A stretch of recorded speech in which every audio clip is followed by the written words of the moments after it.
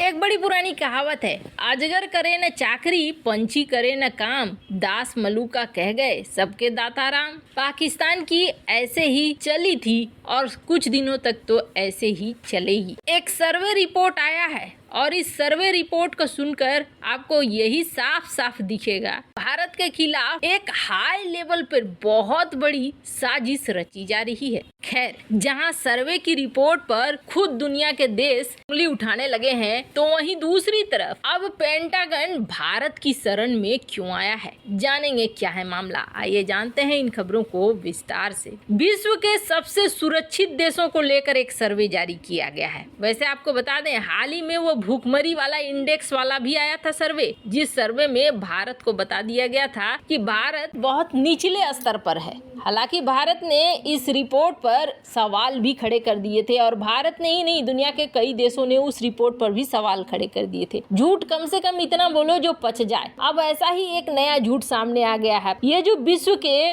सबसे ज्यादा सुरक्षित देशों का एक सर्वे किया गया और इसमें यह बताया गया कि पाकिस्तान भारत से ज्यादा सुरक्षित है। लिहाजा सर्वे को लेकर गंभीर सवाल उठ रहे हैं कि क्या ऐसे सर्वे के जरिए भारत को बदनाम करने की अंतरराष्ट्रीय साजिश तो नहीं रची जा रही है। क्योंकि जिस पाकिस्तान में आए दिन बम धमाके होते रहते हैं, जिस पाकिस्तान में आतंकियों के दर्जनों अड्डे हैं और जिस पाकिस्तान में आतंकी हमलों में हर दूसरे दिन 3 से 4 फौजी मारे जाते हैं, उस पाकिस्तान को भारत से ज्यादा सुरक्षित देश बताया गया है। गैलप का सर्वे जिसमें सिंगापुर को दुनिया में सबसे सुरक्षित स्थान माना गया है, वहीं दुनिया में सबसे ज्यादा असुरक्षित देश में अफगानिस्तान को शामिल किया गया है। गैलप की सर्वे में दुनिया के 120 देशों को शामिल किया गया, जिसमें भारत को 60वें नंबर पर रखा गया। वहीं इस सर्वे में पूर्वी एशिया को सबसे ज्यादा सुरक्षित बताया गया। तो गैलप का दावा है कि उसने लॉ एंड ऑर्डर के आधार पर ये सर्वे तैयार किया है और इस सर्वे का रखा गया है नाम लॉ एंड ऑर्डर इंडेक्स 2022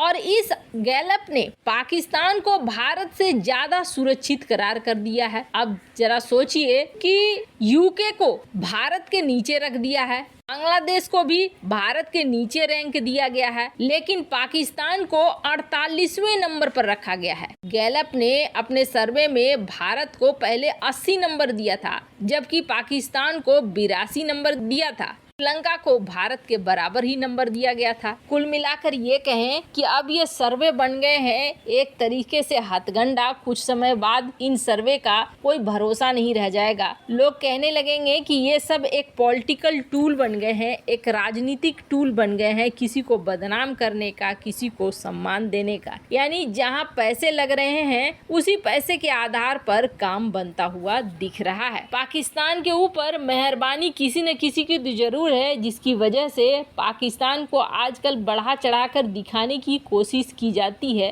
ताकि पाकिस्तान में निवेश बढ़े और पर्यटक आए। लेकिन पर्यटक अब खुद ही डरने लगे हैं पाकिस्तान में आने से। खैर, जहाँ एक तरफ ये सब कुछ हो रहा है ना, तो वहीं दूसरी तरफ अचानक से अमेरिका में एक बड़ा बदलाव देखने को मिल रहा है। पहले तो अमेरिकी विदेश सचिव एंथनी ब्लिंकन ने अमेरिका में दिवाली समारोह का आयोजन किया और इस पर उन्होंने बहुत सारे की बातें भी कही, जिसमें उन्होंने कहा कि ये बहुत अच्छा है, बहुत सहयोग दिखाने का बहुत अच्छा तरीका है, हम धार्मिक आज़ादी देते हैं वगैरह वगैरह। पर इसके साथ साथ उन्हें बजरंगबली भी याद आए। 500 साल पुरानी एक मूर्ति थी जिसे चोरी कर लिया गया था और आखिरकार वो हनुमान जी की मूर्ति अमेरिका पहुंच गई थी, जिसे अमेरिका ने वापस कर दिया। और आपको बता दें, बात को एंथनी ब्लिंकन ने बताया भी कि तमिलनाडु के मंदिर से चुराई गई 500 साल पुरानी भगवान हनुमान की कांसे की मूर्ति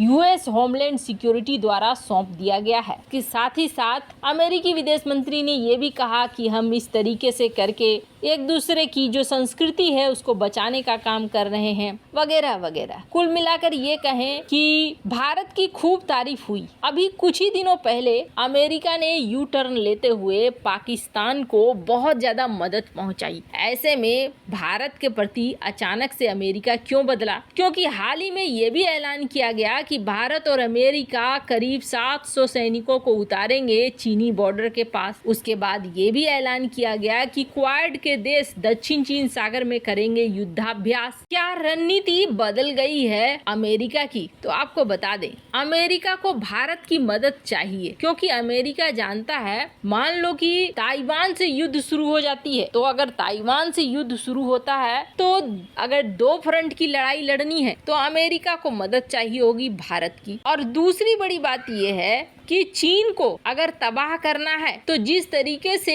रूस ने यूक्रेन का इस्तेमाल किया, उसी तरीके से बीच में कोई एक देश चाहिए, चाहे वो देश ताइवान हो जाए या फिर वो देश भारत हो जाए। हाल में अमेरिका ने अपनी विदेश नीति को जाहिर किया था और इस विदेश नीति में 8 बार भारत का जिक्र हुआ था। इस विदेश नीति में अमेरिका ने इस बात को साफ किया था कि अमेरिका चाइना को अपना सबसे बड़ा दुश्मन मानता है और चाइना के खिलाफ अपनी डिफेंस पार्टनरशिप रखेगा भारत के साथ और समंदर में भी। अब हाल ही में पाकिस्तान को भारत के खिलाफ खड़ा करने में इतनी बड़ी मदद करने वाला अमेरिका ये कह रहा है कि चाइना के खिलाफ हम तुम्हें पूरी मदद करेंगे। मीडिया में ये कवरेज बहुत तेजी से बढ़ रही है जो इस वक्त रिलीज किया गया है। खास तौर पर पेंटागन के तरफ से जो चीजें रिलीज की गई हैं वो महत्वपूर्ण बन रही हैं, जिसके बाद ये कहा जा रहा है कि अमेरिकी मिलिट्री, अमेरिकी सेना पूरी तरीके से समर्थन में रहेगी भारत के और चाइना के टैक्टिक्स से लड़ने के लिए भारत और अमेरिका दोनों मिलकर काम करेंगे। खास करके इंडो पैसिफिक क्षेत्र में दोनों ही देश मिलकर चाइना का मुकाबला करेंगे।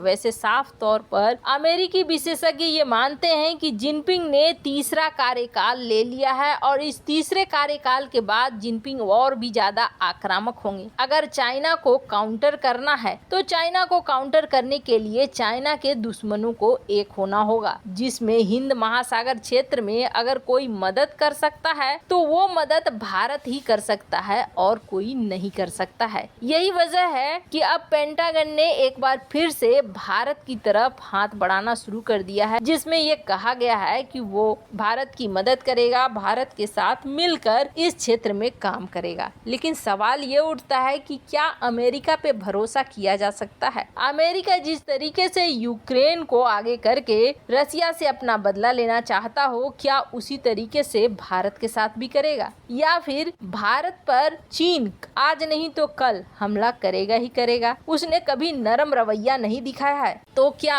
भारत को अमेरिका के प्रस्तावों को स्वीकार करते हुए अमेरिका से मिलजुल कर चलना चाहिए? कमेंट कर अपनी राय जरूर बताएं। जल्द मिलते हैं अगले वीडियो में नई खबर के साथ।